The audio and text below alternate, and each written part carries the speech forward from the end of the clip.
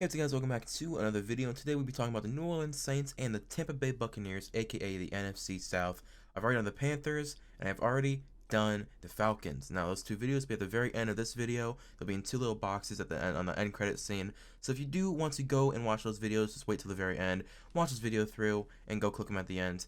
Now, if you do like this video, please like, comment, and subscribe. At the very end of the video, I'll tell you what to comment for a heart. And please subscribe, hit the notification bell so you can be updated whenever I post an NFL video or even a gaming video. I might have a Valorant Funny Moments coming out soon.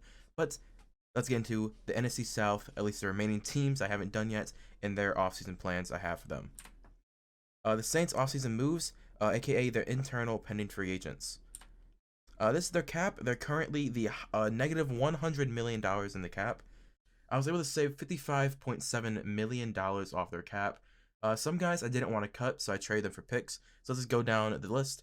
Teron Armstead, I didn't want to cut because I knew he'd probably get signed immediately. So I figured, hey, let's trade Teron Armstead for any kind of pick, save $6.6 million, release J Rabbits. Your corners aren't great, but you can save $7 million. You gotta get above his. They're currently negative $100 million in the cap. They gotta get out from under that. Release Quan Alexander. He was a rental when he traded Kiko Alonso. Wait, did they trade Kiko? I think it was Kiko Alonso to the 49ers for Quan Alexander. Just cut him. I think he was IR on the IR almost the entire season, so it's not gonna really miss anything. Trade Demario Davis. This one was a little hard. They actually lose $300,000, but I feel like if you trade Demario Davis, you can probably get a pretty good, probably a day 2 pick for Demario Davis. He is an All-Pro linebacker, and a lot of teams are, lacking linebackers. Release Emmanuel Sanders, $6.5 million, not worth that value. Trade Marshawn Lattimore. Again, I think you can get a day 2 pick, maybe even a late first, but for sure, a second or third round pick. You save $10 million. Release D tackle Malcolm Brown. Release running back Latavius Murray, and release Patrick Robinson. Able to save $55 million, still negative 12 under the cap. You can get some decent picks for some of these guys, especially Teron Armstead, especially Marshawn Lattimore, and definitely Demario Davis is an all-pro. Aging vets and solid guys can be traded for high picks, so there might be a couple other guys on this roster you can trade. Maybe Andres Pete, who just paid last offseason at guard. Maybe you can work some way restructuring his contract. No matter what, you're screwed this year, and I have that in my in my thing. You can't really sign anybody. I have no idea how they're gonna sign people, but they're probably going to. Maybe some veteran minimum signings to be clear of the cap, or push money back in contracts. Offseason moves, I have no external free agents or trades. I don't know what they're supposed to do. But here's our draft I have for them. They're currently picking at 28. I don't think anyone at that point is really gonna help them. So I say trade back with the Washington football team, get their future first, their pick number 51, and a 5th round pick in 2022. I think if you can stack up first for next year, Washington, you don't know how good they're going to be next year. All you know is that defense is really good, but the offense is lackluster. The Cowboys will be back. The Eagles should be better. The Giants should be better. You never know what the Washington football team is going to be at next year. You already know you're going to probably have a pretty low pick on your team. Try and get, another low pick from another team. In the second round, I got Jalen Mayfield at tackle. He's immediately replaced Teron Armstead. Tyson Campbell at corner, immediately replaced Janoris Jenkins. You actually have to let what's his name? Marcus Williams at free safety. Nasruddin is both strong and free safety, so I think Hamza Nasruddin is my 3rd safety in this draft. If you can get him at pick 98, that's a steal, and he can immediately start next to C.J. Gardner-Johnson. Brevin Jordan at tight end, he's your Jared Cook replacement.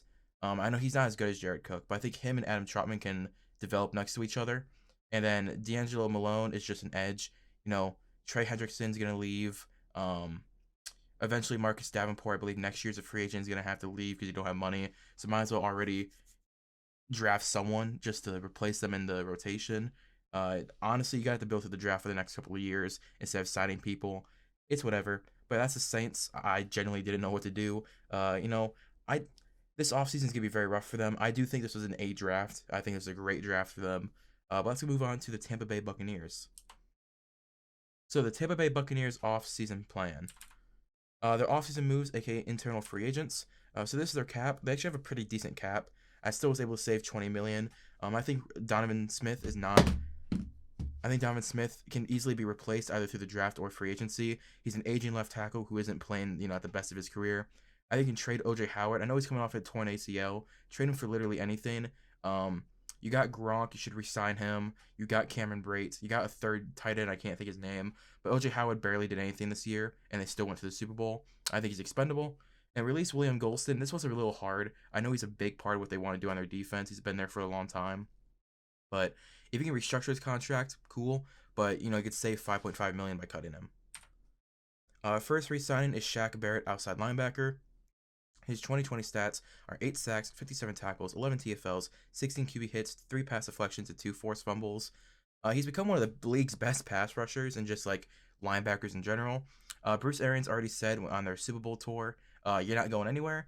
So I think that he's going to work as hard as to get Shaq Barrett back. He might leave and take a big payday, but I'd give him a 5-year deal, lock him up long term for this defense. But the problem is another big free agent is Levante David. His 2020 stats are 1.5 sacks, 117 tackles, 12 TFLs, 3 QB hits, 6 pass deflections, and 3 forced fumbles. He's the veteran leader for the linebacker corps, and he was a 2020 defensive team captain. Yet again, Arians said you're not going anywhere either.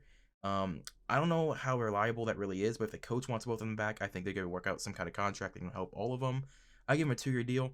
If not, he's going to get big money, probably by a AFC North team. Wink, wink, wink, wink. You know what I mean? Wink, wink. But moving on, that's really hard. You get 2 linebackers that are free agents that you need to re-sign for this defense. And if you don't, I think this defense is going to take a big step back. But another person you got to re-sign is Chris Godwin, a wide receiver. His 2020 stats are 840 yards, 7 touchdowns, and a 77.4 catch percentage, which is a career high. He was the best wide receiver on this team by far this year. Sorry, Mike Evans. He had an injury-riddled season. He's young and he loves Tampa, and he seemingly is willing to stay, and he even said that he wanted to stay. I give him a 4-year deal. It's going to be hard. I think what they might have to do with Chris Godwin is backload the contract because Tom Brady is making like 28.3 million. Gronk is going to want money this offseason. So I think if you backload his contract and make all these 1 or 2-year deals front heavy, you could probably make that cap work where it's not too much in the first couple of seasons and then it's all in the last year or two. But I think he's essential for this offense. He's crazy good. This offense probably doesn't go to the Super Bowl without Chris Godwin. These are notable free agents. All these are veterans that helped a lot this year. And I don't know if they want to re-sign them or replace them with cheaper options. Got Antonio Brown at wide receiver, Rob Gronkowski at tight end, Leonard Fournette at running back, and Ndamukong Suh at defensive end. I think all these guys can be replaced, but will Tampa want to replace them is the question. Are they going to want to keep their Super Bowl team together and go for another year? Will these guys want to sign veteran minimum contracts because they're going to have, they're in the talks with JJ Watt. Von Miller gets released. All these big veterans ring chasing are going to want to come here, and I think these guys can be easily replaced unless the franchise sees them as more important than they actually are. Offseason moves outside signing free agents and trades. I have no trades for this team because I don't think they should trade. I don't think you should just sign free agents and don't trade for anybody. Sign veteran free agents. Von Miller, outside linebacker from Denver. His 2019 stats are 8 sacks, 46 tackles, 10 TFLs, and 20 QB hits. Denver might release Von Miller because it's a club option worth $18 million. He might be a cap casualty. He's made lots of money and he wants another ring. He's at the tail end of his career. He's coming off a brutal injury that ended his 2020 season, so he might want to take a rotational role on a championship caliber team. And he can still be a big part of this defense, but he doesn't have to be the biggest part of this defense. I think it'll be good for him and his stats and career and just his health in general. So Von Miller, 1-year deal with the Bucs. Another signing is JJ Watt, defensive end from Houston. His 2020 stats are 5 sacks, 52 tackles, 14 TFLs, 17 QB hits, 7 pass deflections, and 2 forced fumbles. JJ's looking for his first reign. He's really looking at, from what the reports are, either Green Bay or Cleveland. Those are the big 2 apparently right now. I think the Bucs should make a run at him. He's better than Ndamukong Suh, so if you don't sign Suh, definitely sign JJ Watt. And he wants to play with a contender to win a Super Bowl, because that's the only thing missing from his resume. He's at Defensive Player of the Year, Walter Payton Man of the Year, Pro Bowls, All Pros. He doesn't have a Super Bowl. So I think he's want to go anywhere to be a contender and try and get his first Super Bowl. I give him a 1-year deal. He's better than Ndamukong Suh. I think that's all I can really ask for. Now, this is a dream, okay? This is a dream scenario. Larry Fitzgerald, wide receiver from Arizona. His 2020 stats are 400 yards and a touchdown. Please, please, please, he deserves it, please. Literally, if he doesn't sign with the Cardinals and he retires, offer him the bag to come back to the Bucks and win a ring. Please, I want Larry to go out with a ring. He deserves it. Please, dear God, sign. This is a draft I have for them. At 32, I have him picking Zaven Collins. He is a monster of a linebacker. He really can play anything in the secondary and linebacker core. He's a really good pass rusher, really good in coverage. And if you can't get Levante or Shaq back, like you can't get one of them back, I think he's a great replacement and could develop for the next couple years. Jalen Mayfield at tackle. I'm really high on Jalen Mayfield. If you can get him in the second round, awesome. He is going to be probably one of the tackles that rise up boards. I could swing him out to left tackle and immediately start for Donovan Smith. Deontay Smith, he can play guard as well. I don't know what their opinion is on their guard situation. They have Alex Kappa, who I believe is up for money next season. I think Deontay Smith could easily replace him at right guard if need be. Bobby Brown III is a defensive lineman. Again, Idama Kunsu, I don't know what you want with him. And also, I think he can pair up really nicely with Vita Vea. I know they run a lot of 5-2, what is it, 5-2, 5-2-4, 5-2-5, something like that. They run a lot of 3 defensive line, 2 pass rushing linebackers, 2 in coverage, and the rest are safety in the corners. They run a lot of that. I think this can, give Vita Vea good depth on top of, you can do different packages. Tony Poljan from Virginia is a tight end. I think he could be your OJ Howard replacement. And that actually traded back from 177 to 184. He got a 6th-round pick of the future. Reed Blankenship is a safety. I think he's a little bit more depth behind Antoine Winfield and what's his name? Whitehead, Jordan Whitehead. And yet again, that was a trade back. Got another 6th-round pick next year.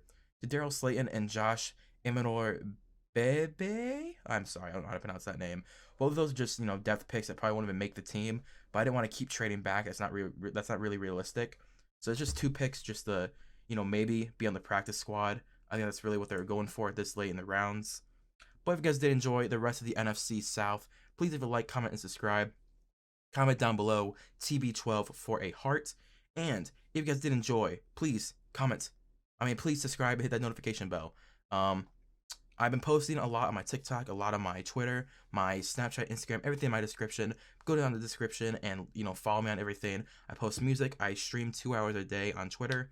No, I'm sorry. I stream 2 hours a day on Twitch. I just got done streaming Valorant for 2 hours with some people. So if you do enjoy video games, please go follow me on my Twitch. Thanks for watching. I'll see you later. Peace. Goodbye.